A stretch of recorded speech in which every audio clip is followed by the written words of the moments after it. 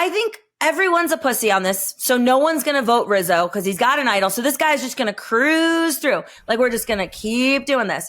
It's just like, who wants to watch that? Like, I don't know. Is it good gameplay, or does he know everyone is fucking just scared? Like, no one wants him to be able to pick who's going home. So they're just going to keep doing this.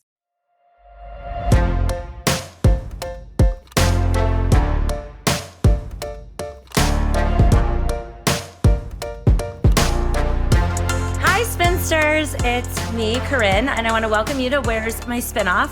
Today, Britt has something else going on, so she won't be joining me. Instead, I got the greatest pinch hitter, the person who was dying to be our first guest anyway, and who could not wait to help us out. It is my amazing race partner, Eliza Orlins. Welcome to the show, Eliza. Thank you. Thank you. What a gift this is. You know, like, how often does one get to appear on their favorite podcast? I feel very lucky and grateful. And you know that when you were talking about having your first guest on, and you and Britney were naming all these people that were not me, that I was screaming at my phone and then furiously texting both of you. And then you got to the point where you said, oh no, of course, obviously it has to be Eliza. So it's an absolute honor to be a spinster, to be here with you talking to the spinsters, and just very excited for this episode. I am too. So we're going to kick it off this episode. So basically, as if you're an avid listener, which I hope you fucking are by now, last week I did my first ever recap of a Survivor episode. I gave an unfiltered take. And as one of the patrons, Lindsay, mentioned, I didn't actually recap shit. I just like shit on the show in general. And I didn't expect much. Actually, I was not really hoping for much, because if it went well, that would mean I'd have to continue doing it. And lo and behold, that shit went viral. So I thought it'd be really fun to bring Eliza on, because truthfully, we released the episode Friday afternoon. By Friday evening, I had no service and I was in Moab for the weekend. So I had very little, like very intermittent service. I was not on top of this, and I didn't expect that to happen. So Eliza, who is like the most savvy social media person I know, was screenshotting and sending things to me. And that is how I have all the information I have about this in general. I don't even think Britt listens to these episodes, so she wasn't on top of it either. And I just thought it'd be fun to go through this for those of you listening that like Survivor or just liked watching me squirm in a viral moment. I thought it'd be fun to go through it with you, Eliza. So of course. We'll go through some of the reactions, because I was blown away, and I want to get your take on this, because for me, like, I said what I said, I meant what I said, but I couldn't imagine that people got upset by it. But the level of, there were way more people that agreed with me than didn't, which is nice. But the level of upsetness that people became enraged at me, and it was like completely unfounded. And most of it was like sheer stupidity. Like, they're explaining how pretty people were on other seasons, not the one I was commenting on, like just all over the place. And I wanted to get, like, why do you think that happened? You're somebody that has their finger on the pulse. Like, what happened? Like, why did that matter at all to anyone? I think that the new era folks tend to be particularly sensitive. I think casting has changed a lot, which obviously you and Britt have touched on. And I think that the level of sensitivity to anything that's even perceived as criticism, even when it's not, is extreme. And yours was not just perceived criticism. It was actual criticism. And I don't think you're the only one who holds that opinion, but I think people took it very personally and came for you personally and came for, the so many things. But mostly I thought some of the takes were very funny, because they were like, oh my gosh, if you want to get back on the show so badly, Corinne, like, just call Jeff Probst. And I was like, oh, this person definitely doesn't know Corinne. She hates Survivor. Yes. I was thinking of playing this, but I haven't listened to it since she left this message. It's been on my phone forever, and it was always on my phone just to prove it was true. So I'm not going to, I could play it, but it's from May 6th, 2016. And it's Lynn Spillman wanting to get me back on Game Changers and asking me, like, I'm going full throttle here. Can you get off work? Like, that's the gist of the message. I'm happy to play it to prove it. But I said no to Game Changers. So I'm not like really, I'm like genuinely not a person that ever wants to do Survivor again. And I'd love to do a million other shows. Come for me by saying I did that to get on House of Villains. I want to be on House of Villains. Do I think House of Villains is watching my fucking podcast clips or going to cast me based on that? No. But I thought it was so peculiar. Like the other thing is, I knew when I was recording that and when I was saying it, I knew people were going to come for what I look like. And I'm like, but I'm not on this season of Survivor. I did it 15 years ago when I was young and hot. Like, I don't know what, like, you can't reason with these people. So I have not, and I was thinking about doing this on the show with you today. I just didn't log into TikTok. Haven't opened it since this happened. So I didn't put it on my TikTok, but Hurrdat put it on theirs. And I'm assuming there's a whole bunch of shit going on there. So I don't know if that would be interesting or not. I have been like, I kept wanting to open it. And then I was like, I'm like, it was my first vacation with this guy I'm dating. And I don't want to spend the fucking vacation, like defending myself, you know? Right. And then also Reddit. I know that you hate Reddit. You think it's a terrible, horrible place. It is. It's really vile. And, you know, this person right now who has been a longtime Survivor fan, who I've met at a bunch of events, who's just like the loveliest, kindest, most genuine human you could possibly imagine, has subjected himself to reality television. He just went on Squid Game, The Challenge. This is a guy named Mark. And he's portrayed on the show exactly how he is in real life. Just this earnest, sweet, lovely nerd. But that's exactly who he is. And he owns it. And he's so sweet. And people are being so mean about him on the internet. I wanted to cry, and I texted him and I was like, please don't look at Reddit. I was like, even Corinne, who has a much thicker skin, she doesn't go on there. It's just brutal. It's brutal. These people are so mean. And, you know, I don't even know if it's worth us looking at these comments or just moving past it. It's totally up to you. I'm here for whatever you want to do today. So I want to say that Eliza's right. I am very thick skinned and I am mean. I can dish it. I can take it. You're not going to convince me my take is wrong. It's just that I can't, it's hard. You know, you want to go toe to toe, because I can read anyone for filth, right? I could sit there and all these people saying I'm a 3-4, whatever they're saying. I'll just go to your picture and I'll ruin your life. I'll see what you look like and I will ruin your life. But I don't have the time to do that. And it's hard for me not to want to do that. So I've just not been looking at stuff, but I wanted to mention a few people that did reach out from the cast, not a lot. And I just want to give so much love for this because this is a master class in handling this sort of situation. First of all, I fully expected that everyone on the cast, if this moment, it became what it is, I fully expected they're going to use, why would you not repost and figure out how to get your own followers from this? That totally makes sense to me. And this person reached out. Hold on. I screenshot the message because it was so fucking perfect. And this is how you handle this. Hold on. Okay. So I'm going to fuck this up now. God damn it. Soph, not Sophie. This is, by the way, Savannah, Sage, Sophie. I can't, the names are so confusing on this fucking season. It's unbelievable. I literally, I was watching the show this morning and I'm trying to the latest episode and I'm like, okay. The one that has blue eyes and then the other one had blue, it's so hard to tell them apart. Anyways, this is Soph. Her last name is Belardi, if that helps. Mm-hmm. She said, that helps. Okay. She said, girl, I'm obsessed with you and it pains me that you don't watch because you think we're ugly. And I was like, hell yeah. And she'd put the little heart emoji of the hands. And so I explained, my network made me talk about it. And I just decided that I was going to say all these things. And I didn't think anyone would care. And I said, you're adorable. I'm honored to befriend you on here. And I said, social media is so fucking weird. And she goes, I figured you were just saying that for a reaction. Either way, you're entitled to your opinion. Just busting your chops. Your takes are iconic. So I don't take it to heart. Don't worry. And I love your show with Britney. So you see, now she gets good press off this, right? And I know that she's a normal person. She was and then she sent me a video that she had created with the girls looking, I guess, as good as they could. And she was like, can I post this? And it's me, whatever. But she asked my permission and then waited to post it until I said, yes, this is how you do it. Now you've made a friend out of me. Now you I was all the respect in the world. Really, although, to be fair, and I'm sure people will correct me if somehow I've gotten this wrong, but I'm like 99% sure that this was Soph.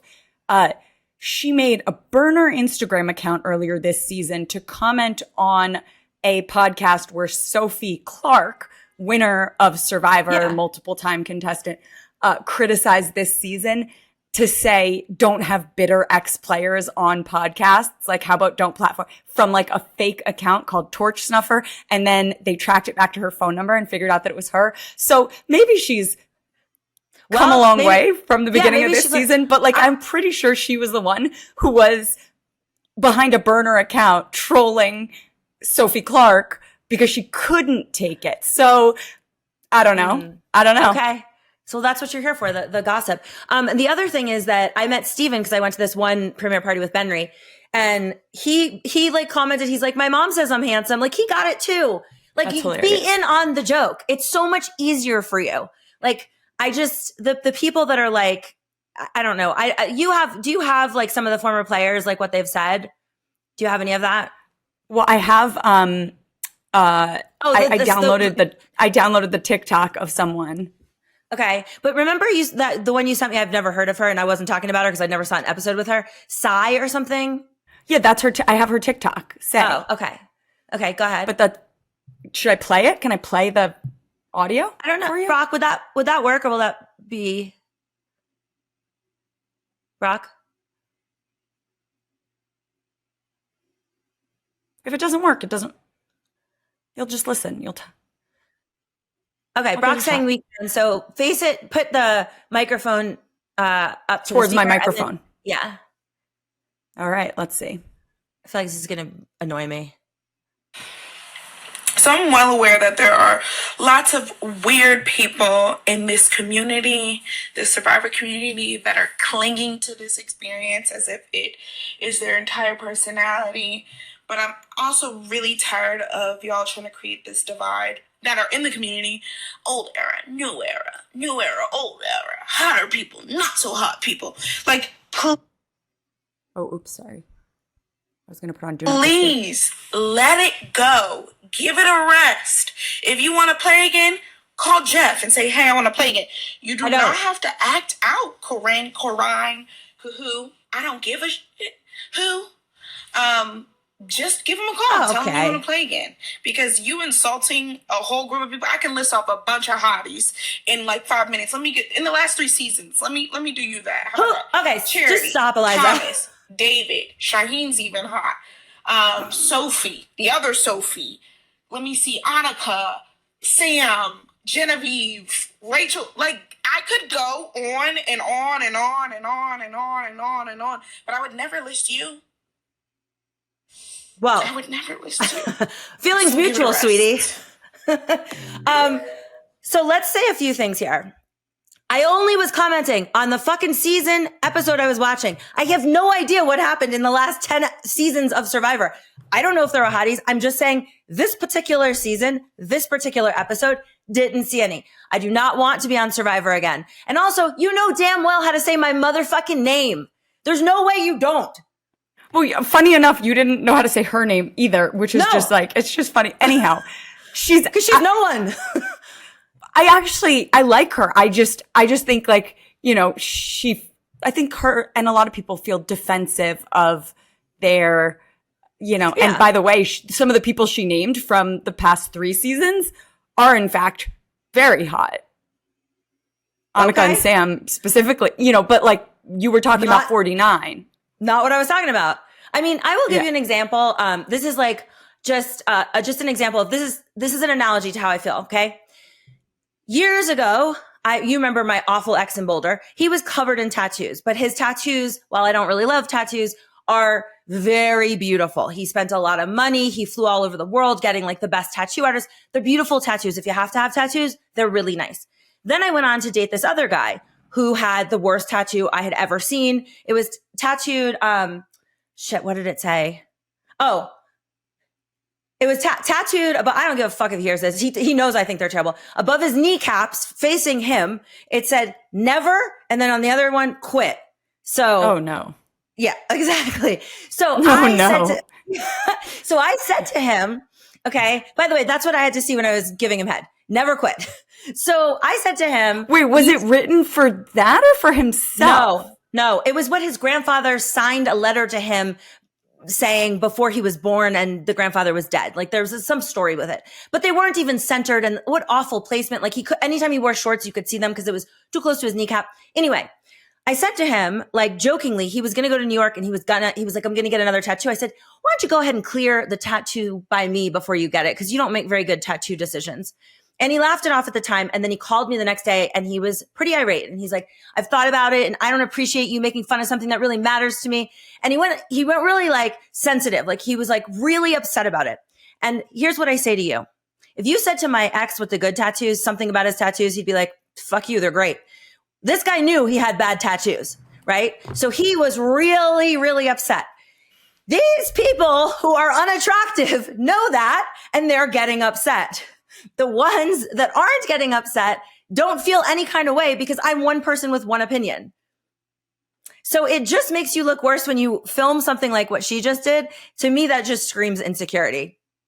You didn't have to do that. Like, it feels like I hit a nerve for you, which I wouldn't hit if you thought you were hot, you see?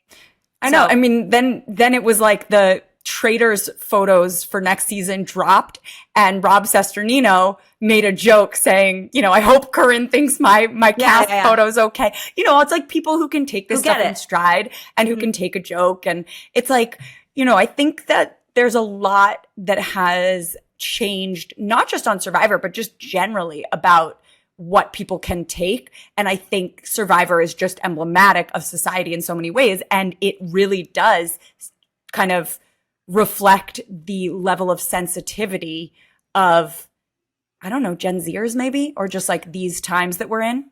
I also wondered, is it me? Maybe, and again, I just started watching the last episode, so maybe these people are already voted out. Did they have no older people on the show? Like I'm used to playing with Susie and Bob and like, like I had a Philip, like these people are older. I felt like this cast is all like under 33. Like they're really quite young. I think they maybe had one or two people in their 40s. Like we would be very old for the show now. I mean, Bob, Randy, these are people Look at Scout and Twyla and like my season. Yeah, I mean, originals. I think it's just an odd thing to not have like a nice cross section of everybody rather than, well, getting into the sensitivity, I watched the episode. We're not going to do a full recap, obviously. Did you watch the episode? I did my homework. Okay, thank you. Let's open with the name of the episode. They named it Hot Grim Reaper. Right after I said no one was hot on this season. I thought that was hilarious. So funny. Oh, how do you even, I forget to look at the episode titles, I guess. that didn't register for me. Yeah. Well, that's what is that in reference to? Was that a quote? I think Savannah, when she's coming back where she's going to be able to, they don't know that she's coming back.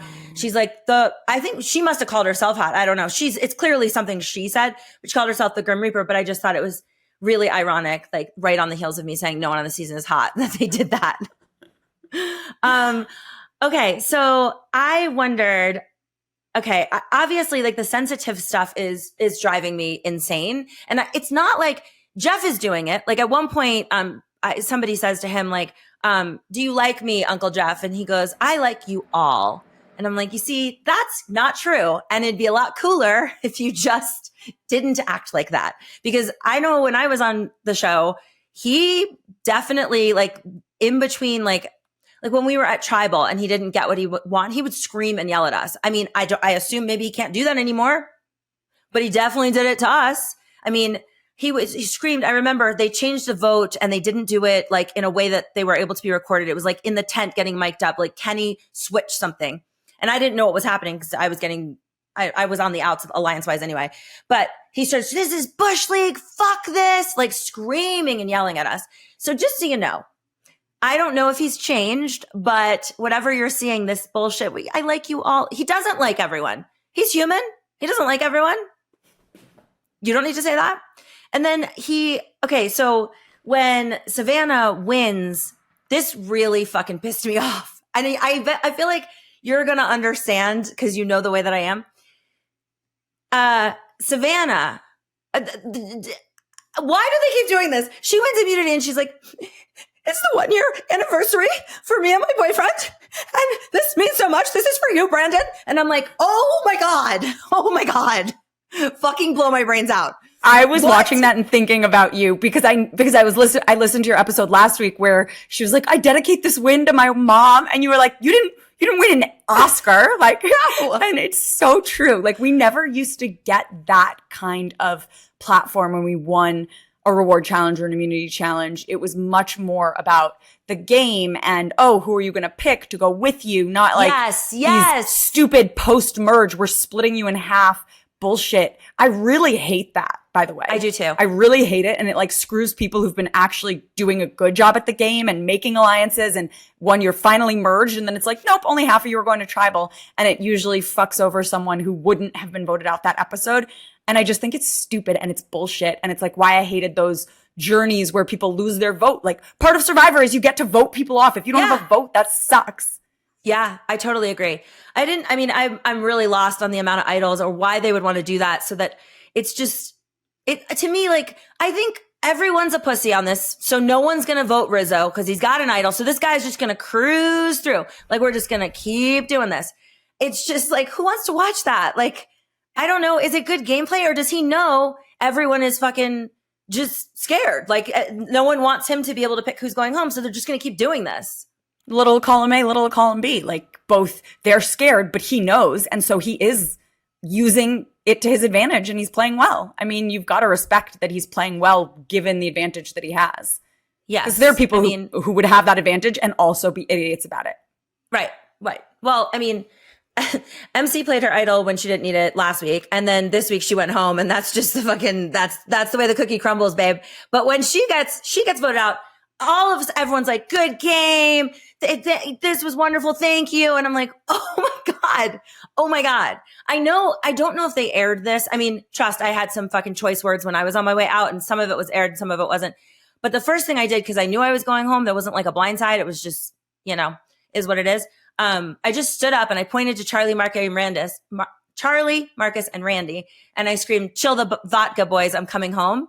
And I didn't fucking say anything. I mean, I'm sure I had choice words when I was voting and whatever, but like, I wasn't like, good game. Thank you so much.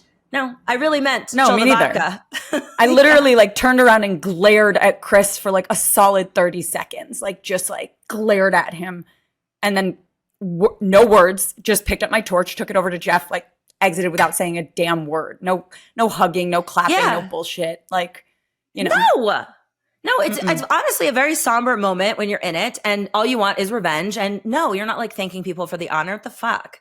But also that was on, it is much more like playing a board game than it is like playing Survivor when you only play for a shorter period of time. And I know that there are some elements, and people get on me about this all the time. There are some elements that actually are more challenging in a more condensed game. People who get totally screwed because in between one tribal council and the next, they literally only have like 3 hours of downtime with their tribe to try to figure out how to change a vote when it just is like a bandwagon thing. And it's really, really, really hard to have that social element. So I get that. But if you think about, how much more downtime we had and how we would like have days where, because episodes were 3 days. Yeah. One of those days you didn't have a challenge. You literally just spent time with people getting to know them. And so, when I glared at Chris, when he fucked me over to vote me out on day 37, like, I mean, I knew his family, like I knew his life, like I knew this person. And like, it's just much more personal when you've spent that much more time together. Versus like, okay, I've known you for like a day. We've like played some challenges together, but like we don't actually like know each other. It feels like, how I'm sure you get this all the time because I do too. There's all these people that play these mini Survivor games, like Bob hosts one. That's what it feels like to me. It just doesn't feel, it's like they're having too much fun. You should be way more invested. You should be like way more upset. Yeah. It's like losing a game of Monopoly. Like, it's like losing it's like a trivia night with your friends. Like, listen, I'm super competitive and like, I live by the motto, if you're not prepared to lose every friend you've ever had over a board game, you're not playing hard enough. But, I'm competitive in that. But it's also like, you just get over it. And yeah, I guess the like money aspect should bring more gravity to the situation. But I think like the like personal relationships are less deep because the game moves at a faster pace. Yeah, I totally agree. I also, good. Let's not let an episode pass without someone explaining their trauma. So Savannah's talking about how her work colleagues don't like her. And I'm like, are they really airing this? Is this a real thing? Like, oh my God, could they not dig up any more, more valid trauma? I mean, I have work colleagues that don't like me. So like, this was insane. Like to put that up there with like, I don't know, Adam Klein or like someone who had a real fucking issue going on. This was a reach, I felt. I know. Also like that's what they do now on the show, that everybody has to have some traumatic thing to like bring to the table. Otherwise they don't have this backstory. And it's like, oh, you were excluded at work. That must have been so hard, And do you hear yourself? Like you were excluded at work, like not my family disowned me. Not, like all through elementary school, I was bullied. Like you were an adult at work and like 3 other people that do the news with you didn't want to talk to you. Honestly, maybe you're an asshole. Have you thought about that? I don't know. But I was like floored that they aired this or that she said it or she was crying over it. So sorry, Savannah. I don't know what to say. We're going to segue so that we don't bore everyone because we're going to keep it on the Survivor train. But so Eliza and I speak daily, outside of whatever, this podcast. And we were trying to potentially plan a trip to see our friend Monica, who is also on the show. What seasons was Monica on? I don't know. Okay. Anyways, she's very pretty. I'm just going to say that. So we were thinking about visiting her in Florida and Monica threw out a weekend and we were trying to organize and I go, oh, I can't do much of November because I'm going to be gone for this documentary thing. And Eliza's like, please tell me you are not doing the Spencer Bledsoe ayahuasca documentary. And I was like, oh, no, I am.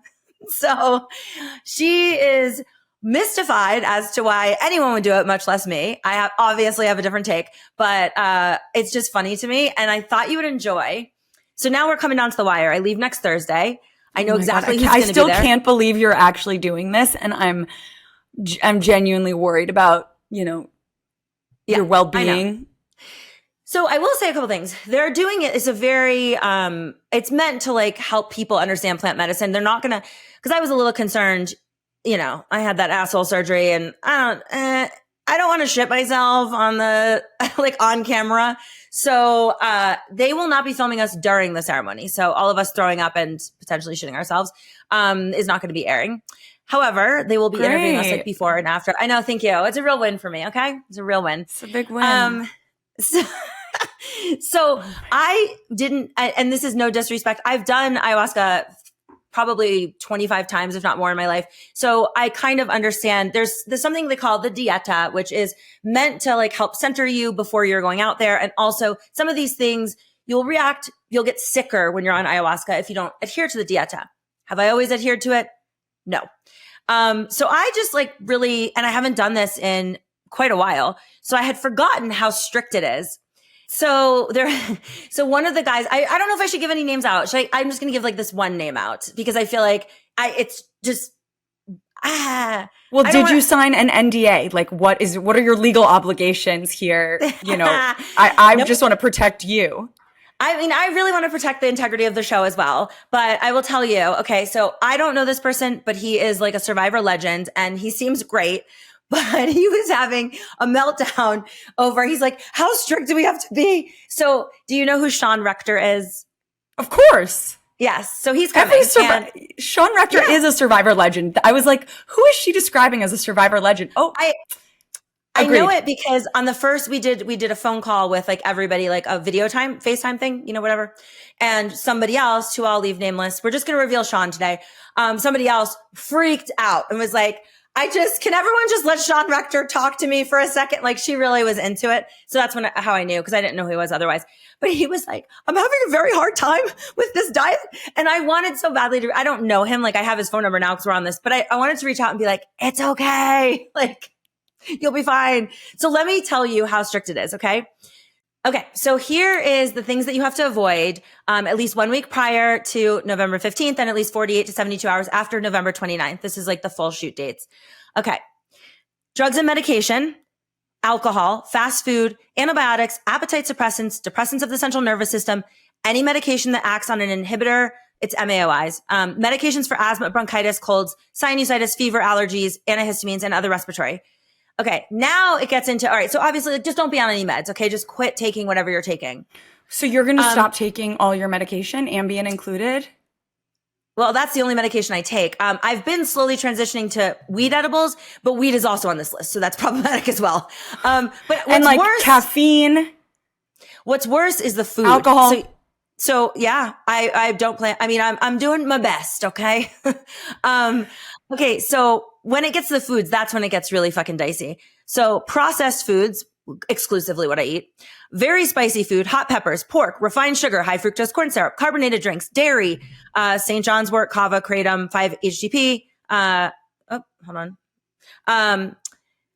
Nettle. I don't know what that is. And we're going to get some more food stuff in a second, but this is, remember, this is 1 week prior. And then they write this. Now, mind you, I am in a new relationship. It's going well. We vacation together. Like, this isn't the time when I'm going to roll out this shit. So it says on here, sexual contact. This one is pretty subjective. Full on penetrative sex is a massive energetic exchange that undermines the grounding into your own energy that we want to do in the week prior to the shoot. But even kissing or intimate eye contact might be actions to minimize on ceremony days. Now, how am I going to explain this to a new guy, right? Not only can I not have sex with you, but I can't make eye contact with you. I mean, that's not happening. Now, I was going to say also about the energetic exchange. I mean, do you buy into this shit or so, what? Mostly it's about like, you're trying to respect the process. And so I yeah. I'm very respectful. I'm being very respectful. I just like respectfully, I still like to get laid. So, and listen, I don't have that great of luck with men. Like if I'm currently getting laid, I'm not going to like go on a hiatus. I'm willing to take the risk. Okay. All right. Now here's where it gets real bad. So 2 to 3 days prior, these are the foods you have to avoid. And it's, I cannot follow this. You tell me if you don't think this is like extremely difficult. Red meat, foods rich in tyramine, such as aged cheeses, aged meats, cured or processed meats, pickled or fermented vegetables, fermented foods, including miso, tofu, yogurt, kombucha, sauerkraut, vinegar, overripe fruits or overripe avocados, fish that is canned, pickled, or aged, ginseng, yeast, protein shakes, powders, drinks, or bars, onions, garlic, lemon, lime, caffeine, especially coffee, chocolate, and raw cacao. I can't think of anything I can eat. Like I was about to say, it would be a lot easier if they gave you a list of approved foods, because this seems like it excludes virtually everything. It's hard, man. Yeah. What can you eat? Like rice? Rice. It can't have high fructose, blah, blah, blah. Like, I don't know if there's like sugar in rice. I don't know. No, rice is naturally, no. Well, anyways, I forgot to read this and I screenshot it because I thought it would be funny for us to talk about. As I was fucking taking a box of grape nerds to the face for lunch. I was like, and you leave when? Next Thursday. Oh my God. So you're already a week out. Yeah. It's a bit problematic. Yeah. Oh my God. So I can't wait to hear the updates. Thank you. There will be updates. I'm wishing you and all of the Survivor crew the best of luck. I would not put my life in the hands of Spencer Bledsoe. Well, he doesn't go by Spencer anymore. He goes by Ryman. So even more so. That's what I meant. His preferred name. Sorry. Okay. I do respect people's name changes. So yes. Okay. Just for the record, I'm excited to go. I will report back. I think that like truly, I think that someone will pick this up because the name of it is very smart and fun. And I think people will watch. Like, I think people generally want to learn more about ayahuasca. And then if you bring into it the fact that you're going to see like known players, I think maybe people, it'll get bought somewhere, but I'm not doing it for that. I'm just doing it for the goodwill. Mm-hmm, all right. Mm-hmm. I thought we're going to get into listener emails because we got a whole bunch, but I wanted to do, because I haven't done this in a minute. I'm part of a group where you anonymously ask for brutally honest advice. And I just thought this was appropriate. I thought you would be into this. Okay. Or I think you'll have an opinion. Okay. So this person, anonymous, writes in, this incident has now happened twice where I have found a mask, ripped clothes, and some even tied with a knot with a hair tie hidden away. My husband has denied both times what they are and what it is used for. I believe he has some type of OCD linked to his past sexual trauma. I'm very open and communicate to my husband if he has any kinks or fetishes that I would like to know, but he constantly denies it and is starting to twist my mind a bit. Has anyone experienced this with their spouse or significant other? Trying to understand, is this a hidden personality, which I think it is, a fetish he is not proud of, or something else? I think this man is not good. It's not good. She found a mask, ripped clothes, and some clothes tied to a knot with a hair tie. What kind of mask? Like, are we talking like a scream mask? Like a ski mask. That's what I'm getting here. So, I wasn't sure if it was a ski mask or a scream mask or like a N95, KN95, like a mask. No. I don't know what kind of mask. I think this guy's a serial rapist or a murderer. Or he's cheating on her, or he has a weird fetish. I don't know. I thought you were going to be like, get to a safe house immediately. Like, I feel like that's a lot to find. Like, a lot. Is there blood on the clothing? I have a lot of questions. Is there blonde hair attached to the duct tape and you have brown hair? Yeah, I have questions too. The only thing I screenshot was somebody who said, personally, this gives me serial killer vibes. Practice runs, an attempt to freak you out, toying with you. Maybe a neighbor is stashing them there. I wouldn't take it lightly. Turn stuff into the police. It could be actual critical evidence. And like, that's the vibe most people wrote in with. Ooh, it's not great. No, it is not. And also, like, I feel like you guys have talked about this regarding this group specifically, but when you're turning to an anonymous Facebook group for advice on a situation where you might actually be in physical danger, what the fuck are you doing? What has gone so wrong in your life that you are like, oh, I found this crazy thing. I'm just going to hop on Facebook, put it into a group anonymously. I mean, do you have friends? Do you have family members? Like, what? I don't know. There's just no world in which that ends up being my life. I agree. I just remembered somebody sent this in and specifically wanted me to use it today for you. Hold on, let me grab it. This one is a go naked. Okay, this is different. This is medical, not an emergency, but when I tell you what it is, you might think it is. And I do want to say go naked is at least 30 to 40% of all posts. You're on there. They're like, here's a picture of my rash. Do you think this is cancer? Like, it's so much of like, you would just never go to the internet for these things. Okay, this person wrote in, good morning, ladies. I have a friend with a 16-year-old son who has recently been suffering from swamp ass. They have been trying over-the-counter things for the past few weeks, but the weather, with it changing and colder, it is still happening. What could be a cause for this? What can they do to make it stop? Please help. Katie, thank you for bringing my attention to this very important matter. Oh my God. The people writing in are giving serious advice as though swamp ass is a real condition. Yeah. Yeah. This person's like, needs to wash his butt. Oh, you think, Barry? Do you think?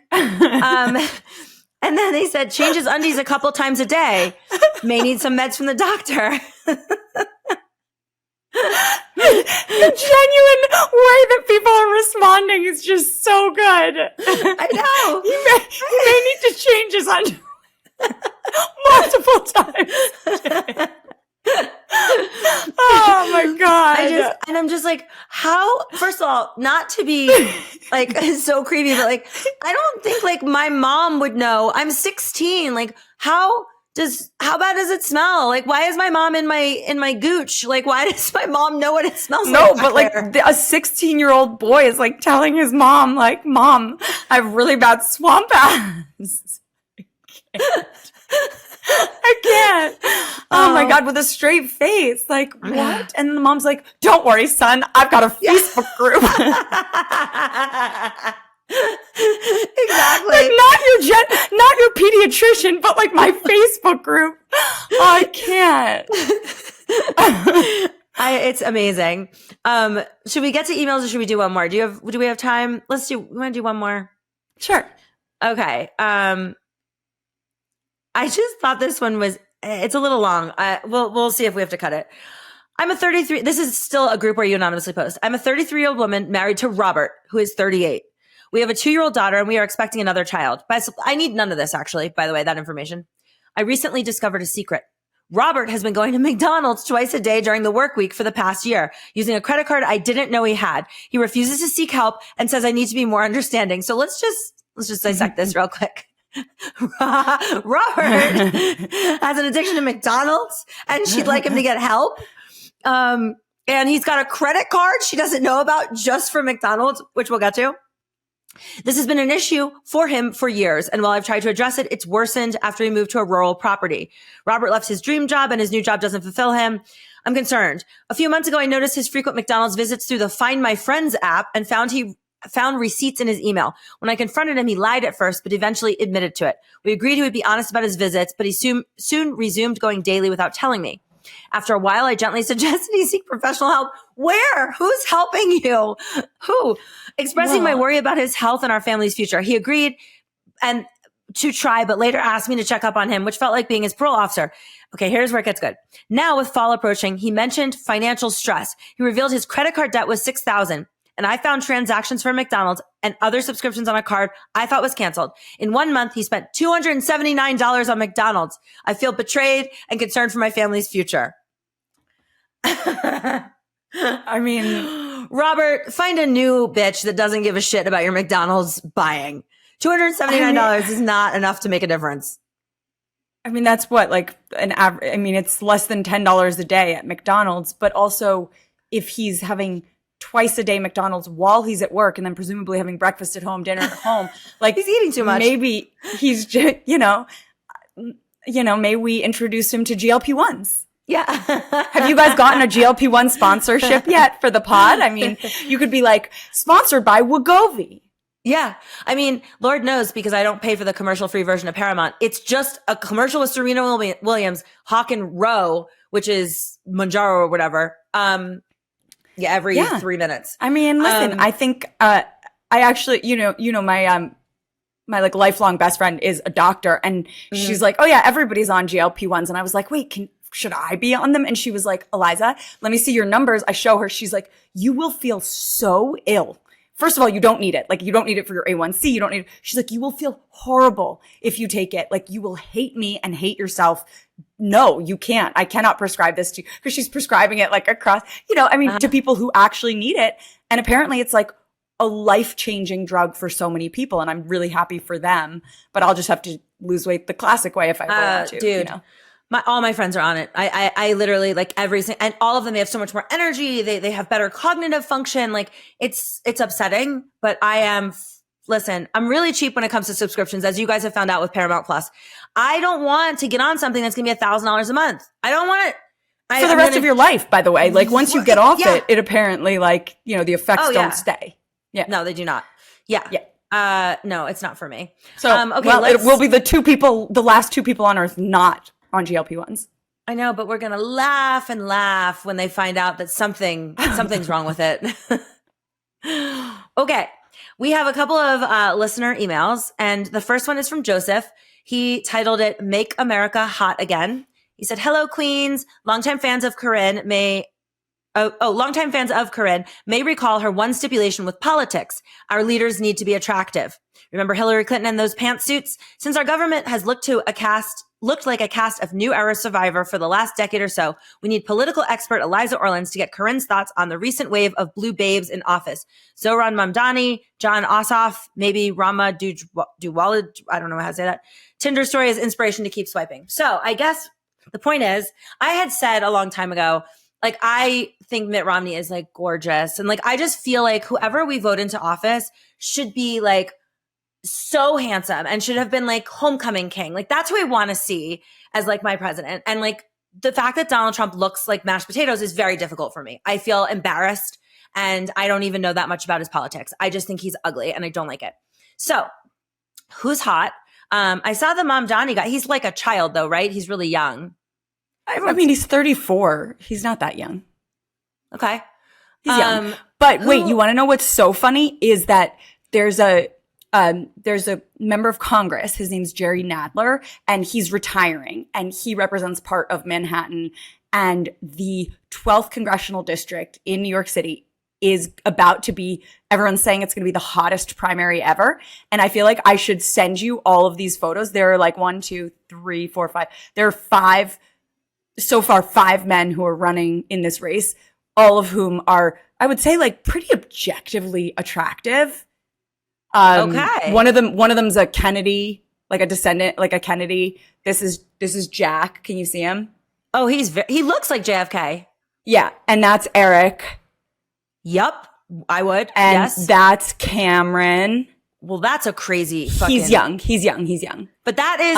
And then that's Alex. Oh. And What then the fuck? that's Liam. Literally 5 attractive men in this primary. And everyone is like... And so somebody posted, is New York's 12th congressional district about to experience the hottest primary ever? And I was like, seems so.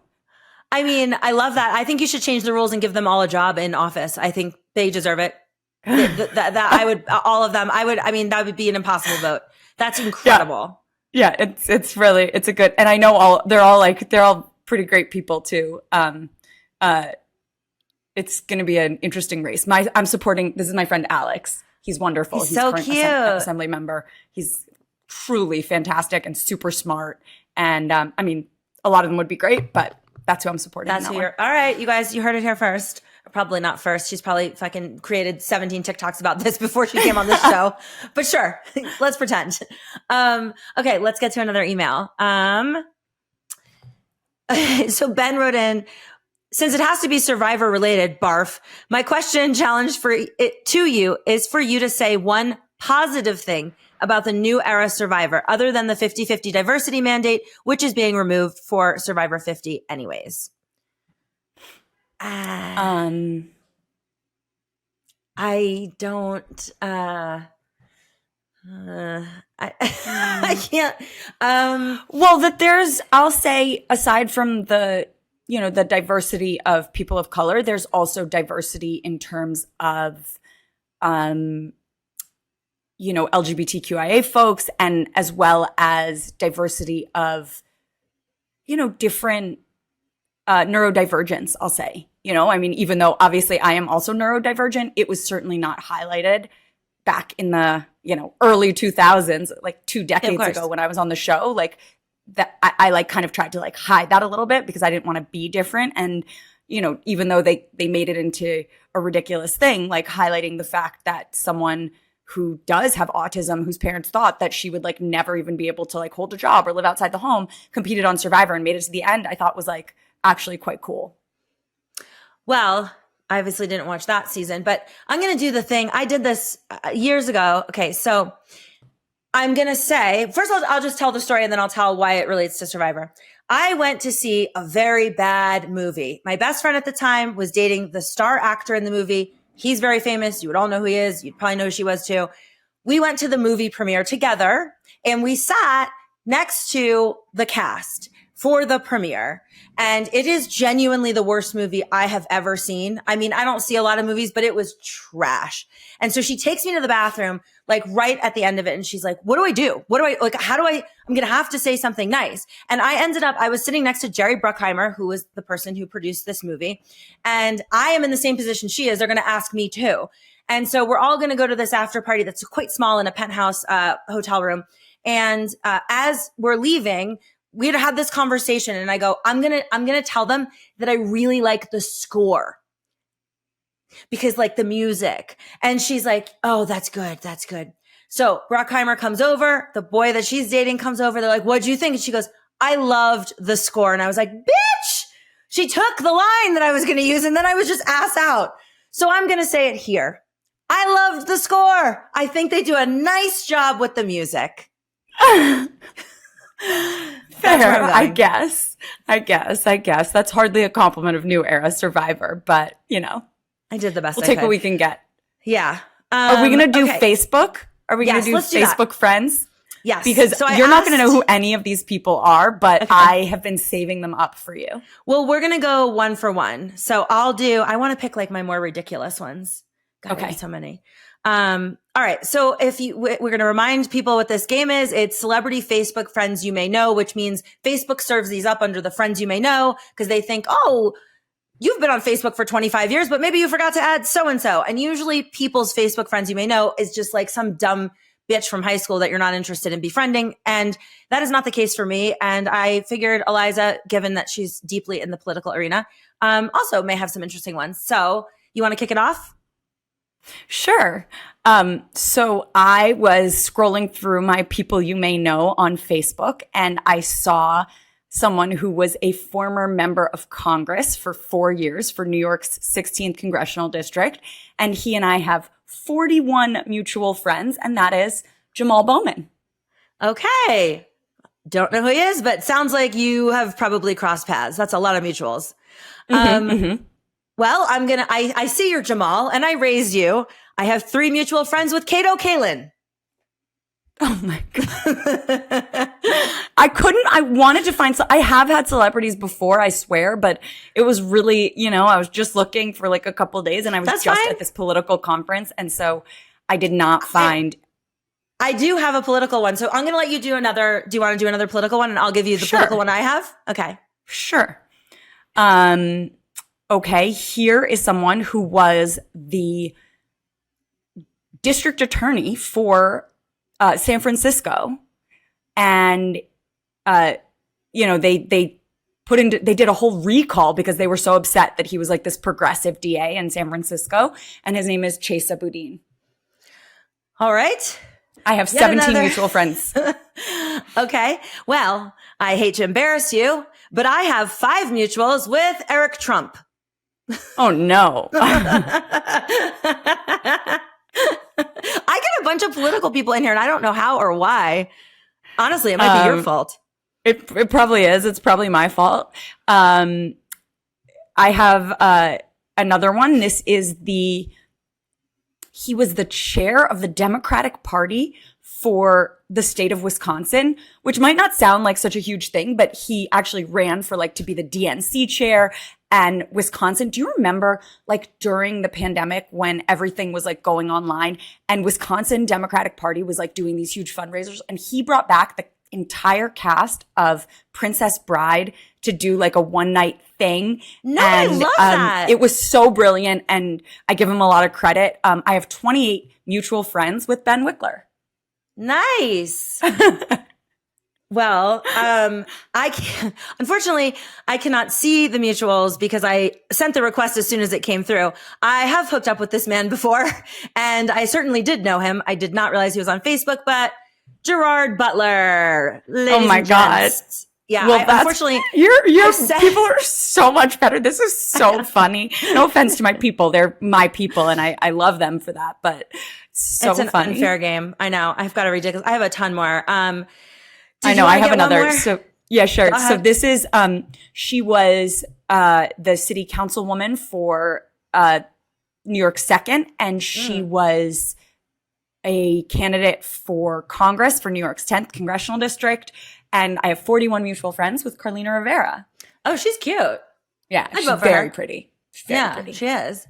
Well, this one, the filtering on this photo, and as a reminder, I will send these to Brock. Eliza, you send me yours. I'm sending mine to you. Yep. So, we will have all of these, on the video. If you're not watching, you should be. Go to our YouTube channel. This one is 9 mutuals with the craziest picture of all time, Patty Stanger. She looks like whatever work she's had done is clearly working. She looks really good. Oh my God. Yeah. So that's, I'm trying to make sure I didn't miss anything today. I think that's everything. Do you have anything else you'd like, any parting words of wisdom to tell our listeners? Well, first of all, tell them to follow your shit. Oh yeah. Follow me everywhere. I'm I'm out there talking about stuff every single day online. I'm literally posting at least once a day on all platforms. I'm E. Orlins on Instagram, Eliza Orlins on TikTok, at Eliza.Orlins on YouTube. I'm on Substack. I've named my Substack Objection Everything because I'm mad all the time. And I'm using like our pink. By the way, I don't think I mentioned that I'm wearing. Yeah, I was going to say stand up. This is the Survive Race Get Paper shirt that Corinne designed and had made for us for the Amazing Race.